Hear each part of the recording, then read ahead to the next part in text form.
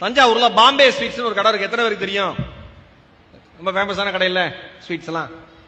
அவங்க அப்பா தஞ்சாவூர் ரயிலடி கிட்ட கடையை போட்டு சக்சஸ்ஃபுல்லா நடத்திக்கிட்டு இருக்காரு. இவர் தொழிலுக்கு வர ஆரம்பிச்சோன்னு தஞ்சாவூர் பழைய பஸ் ஸ்டாண்ட் கிட்ட பிறகு பாருங்க ஒரு கடை, அந்த கடையை ஒரு சின்னதா ஆரம்பிக்கிறார். தீபாவளி அப்ப திருவிழா மாதிரி கூட்டம் இருக்குமா ஸ்வீட்ஸ் வாங்குறதுக்கு. அவ்வளோ கூட்டத்துக்கு நடுவுல இவங்க வியாபாரம் பண்ணிட்டு இருப்பாங்களாம். அவர் கடை ஆரம்பிச்ச அந்த தீபாவளி அப்ப கூட்டம் அதிகமாகி நைட்டு 8 மணிக்கெல்லாம் ஸ்வீட்ஸ் தீர்ந்து போச்சான். அடுத்த வர அத்தனை பேர்ட்டையும் இல்ல ஸ்வீட்ஸ் இல்ல ஸ்வீட்ஸ் இல்லன்னு சொல்லி சொல்லி அமைச்சு கடையை மூடினாங்களாம்.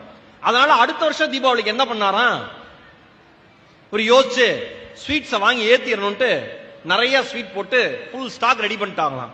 வியாபாரம் சும்மா பிச்சுக்கிட்டு போதும். அப்பா வியாபாரம் எப்படி போகுது அப்படின்னு பாக்குறதுக்காக வந்திருக்காரு. வழி நெடுக கூட்டம் எல்லாம் வாங்கிட்டு இருக்காங்க. அப்படியே ஒரு முறை சுத்தி பார்த்தாராம் அவங்க அப்பா.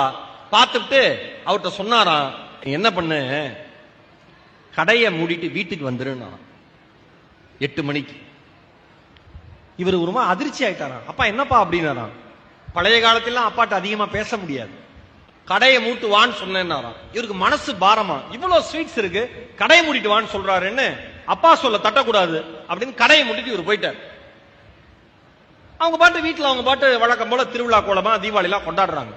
அடுத்த நாள் காலையில போய் கடையை தர அப்படின்ட்டு இவரு கூட வந்தாராம். இவரு வர்றப்ப மார்க்கெட்ல இருக்கிற மத்த இனிப்பு விற்கிற வியாபாரிகள் அத்தனை பேரும் அண்ணே ரொம்ப நன்றினே, அண்ணே ரொம்ப நன்றினே, நீங்க கடையை மூட்டீங்க, எங்க கடையில எல்லாம் சேல்ஸ் நல்லா போச்சு, சூப்பர்னே, நன்றினேன்னு சொன்னாங்களாம். உடனே அப்பா சொன்னாராம், நேற்று கடையை மூட சொன்னதற்கான காரணம் இதுதான்.